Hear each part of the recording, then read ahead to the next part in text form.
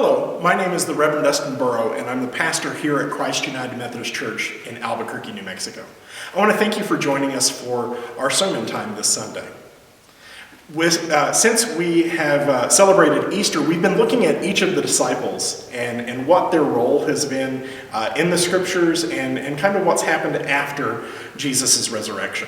We started with Thomas, known to us as Doubting Thomas. I like to think of him as 10-minute late Thomas. We remember that Thomas is not present when all of the other disciples get to see Jesus risen, and Thomas guards his heart. So he's not quite sure whether or not the guys are just pulling a prank on him because, you really don't come back from being crucified.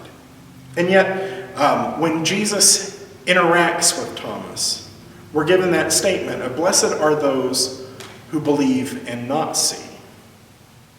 It's a reminder that doubt can be a constant companion for us in our faith. That doubt can drive us as a catalyst to dig us deeper into our faith so that we can trust in the grace and the love of Jesus Christ. Then last week we talked about Andrew. That Andrew, in the story of the feeding of the 5,000, specifically in John's Gospel, it's Andrew who finds a young boy that has 2 fish and 5 loaves of bread.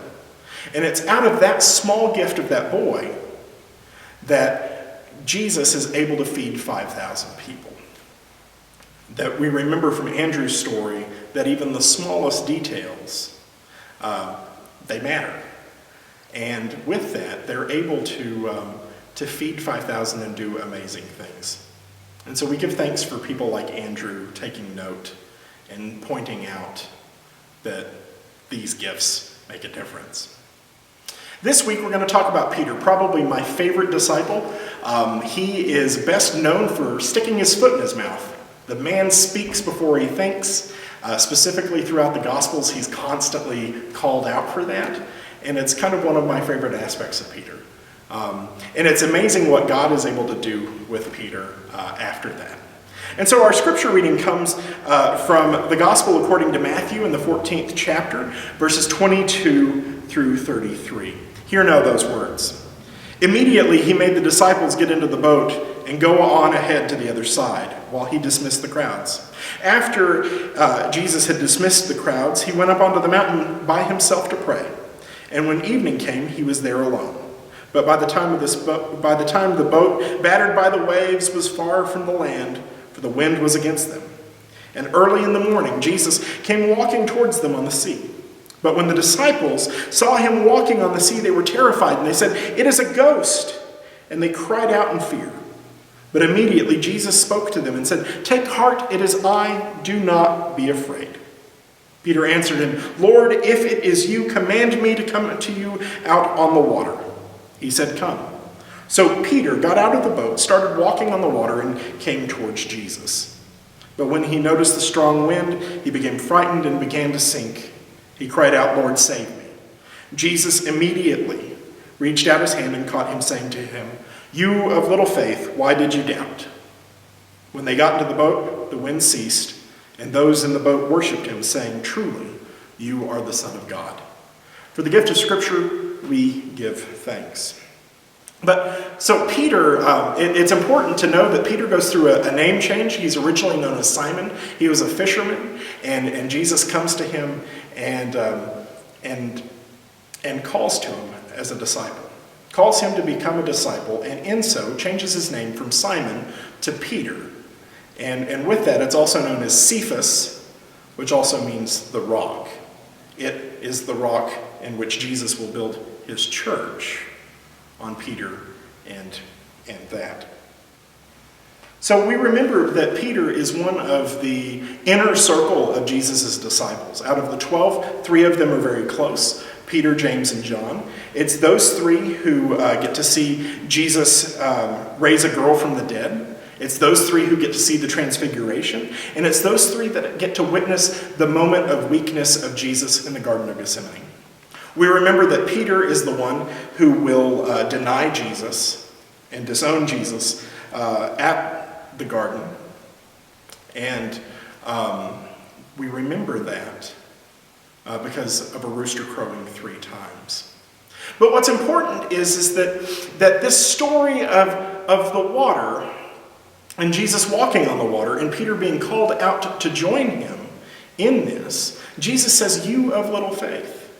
We often think about that Peter doesn't have a strong enough faith in Jesus, but I think it could be argued a different way.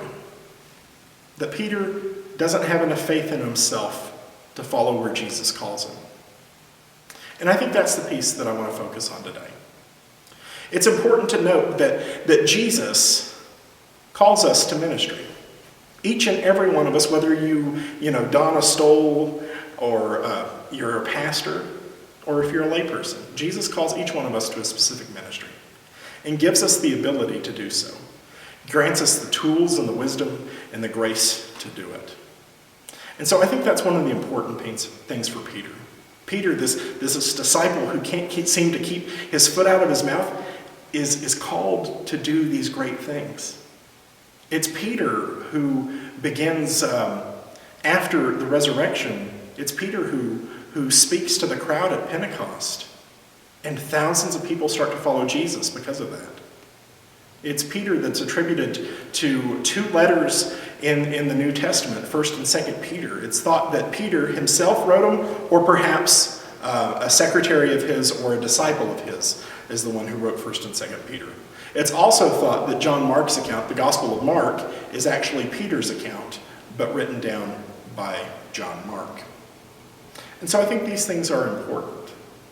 When we think about Peter's death, it's thought, the tradition of the church maintains, that Peter dies after Nero's persecution of the Christians, following about 64 AD, after the Great Fire in Rome. Peter is thought to have been crucified upside down, for he didn't deserve the same kind of death that Jesus has. Again, the really cool thing about Peter is that, and the really cool thing about God, is that God can use us who often stick our foot in our mouth and we speak without thinking to change the world. Peter changes the world. He goes from being a fisherman with rough edges to a man who prophesies to thousands and brings forth and to help build a church that follows Jesus still to this day. Our Catholic brothers and sisters consider Peter to be the first pope. But again, I think it's important for us to realize that God has given us the gift, that God has given us a call to do ministry and change the world in which we live in. And though we may be rough around the edges, God calls us to have faith, both in Him, but also in ourselves, to follow where God calls us to be and what God calls us to do. Grace and peace to you this day. Amen.